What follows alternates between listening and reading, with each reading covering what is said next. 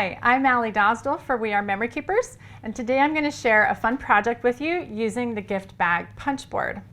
Let's talk about punch boards for a minute. I love to use these if I just have a quick project I want to make for a gift or to contain a treat for someone or whatever I need, rather than getting out my electronic die cutting machine and my computer. It's really easy to pull out a punch board and make a quick project and be done. And there's easy cleanup as well. So that's my favorite reason to use my punch boards. Let me just show you on this board, we've got the score lines, your score tool here in the handy compartment that you can store it in. You've got a punch and a reverse punch that's typical with all the punch boards. Everything you need right here, and it's easy to use. So we're gonna make a large gift bag, and if you look on the board right here, it tells you for a large gift bag, you're gonna need a 12-inch wide piece of paper. Now you can make the height of the paper any size you want. So I'm gonna go ahead and say 9 inches, which is about the height of this gift bag right here. So I'm gonna pull over my trim and scoreboard and put this here. And I want to keep the top of this as a kind of a pretty contrast for my bag, so I'm going to cut off from the bottom section. And so I'll line this up right here at 9 inches and just trim that at 9 inches. Okay, let me move this out of the way.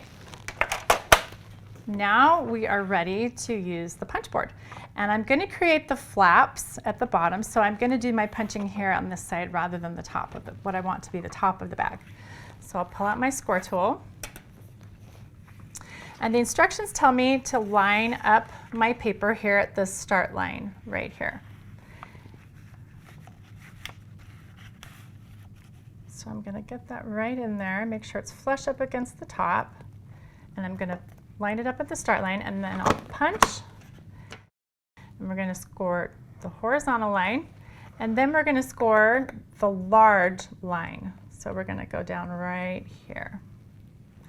All right, then we're going to shift this over and use the guide here and line up the score line on that guide. And now we're going to create the sides of the bag. So we're going to punch again. We're going to do horizontal again, but this time we're going to do the side and the triangle, and then the side here. Okay, now we're going to move this over and put the guide right here on the farthest line, punch, and this is a side of the bag, so we're just going to do the horizontal and the large score lines. Scoot it over, line the line up there, punch, and we're going to do the side. So we're going to do horizontal, side, triangle, and side. Now to finish this off, we're going to line up this last line right here on the guide and just punch. And then we're finished. Okay.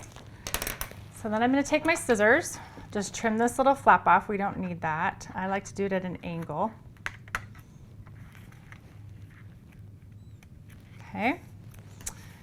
And now, normally what you would do if you're creating a regular bag is you would put this in the reverse punch here, and you would punch your holes for tying your bag shut.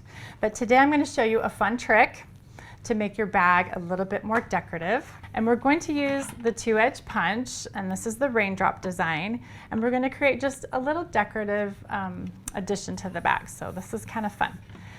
What we're going to do is just place this in, line it up right here at the end of the guide, and we'll punch and then scoot it in to finish off that side. And what I love about these punches is there are two options. You can create an edge on a paper, or if you flip the switch on the back, you can create a totally detached border, which is really fun, super handy. And they've also got these guides here on the punch that show you exactly where to line up your design, so you get it continuous design just the right way. So that's one. And we'll scoot that over. So that's kind of fun. You can use any other kind of edge punch. I did another one with a different design. So whichever style you'd like, you can do that. Now we're ready to start folding the score lines. We've got our flap right here, and then the side of the bag. And then this score line, we're going to fold the opposite direction so that the bag can cinch together. And again, here we'll just fold inside.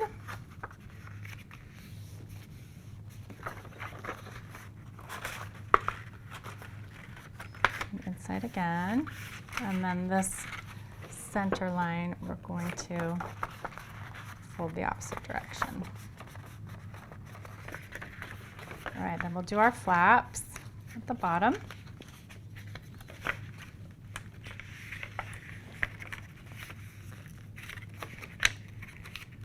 Okay, we're ready to add our adhesive now.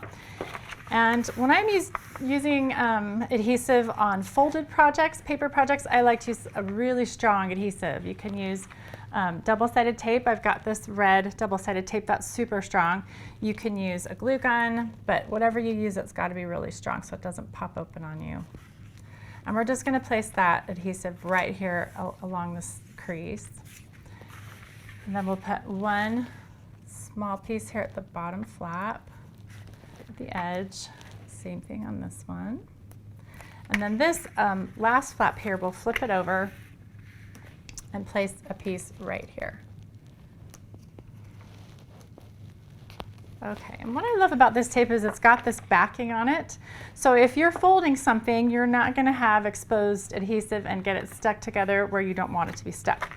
So I will peel the backing off of these pieces of tape in a certain order so that it doesn't get stuck.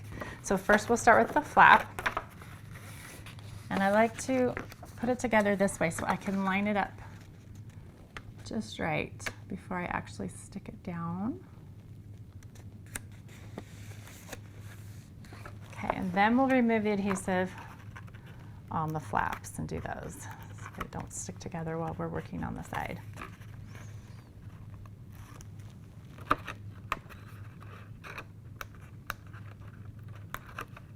Okay, so we'll start with the side flaps and put the flap down that does not have adhesive.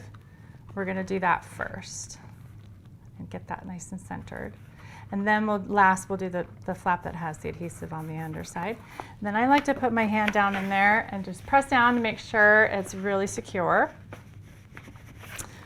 Okay, so now since we didn't use the reverse punch, we're going to have to improvise with our power punch. And we're going to just punch some little holes in the side so we can run a ribbon through there or some twine. So I love this power punch has a locking mechanism. You just switch it so that when you want to store it, it doesn't take up as much room. So you just switch it and it opens up and we're ready to go. Now you can use this guide here to make sure that you get even measurements when you're punching. So I've got this set kind of close to the end there, just one notch away from the end. And what I'm going to do to make sure this is even, now you can measure if you want, but here's a little trick. I'm going to place, see this guide here? I'm going to use that to measure. So I'm going to put that end, the top of that guide, right up against the bottom of the design, right there, and then punch. Same thing on the other side. I'm going to use the top of this guide and line it up right at the bottom of that design there. Just a tad and punch. And now I know those holes are evenly measured, so they're just right. So I've got a piece of 18-inch ribbon. This is gross grain ribbon, and it's the same color. It's kind of a raspberry color. So we'll thread it through the front.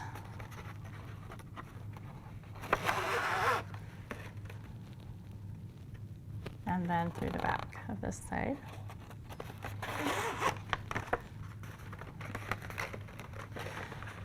And then you can tie it in a bow, you can tie it in a knot, you can put it in the middle, you can do it off to the side, you can use twine, pull that back over this way, whatever you'd like to use to decorate your bag. And then after I'm finished tying, I like to cut angles so that they don't fray while I'm working with the ribbon. Okay. And then you can decorate this bag however you'd like. I use the beautiful Wildflower collection.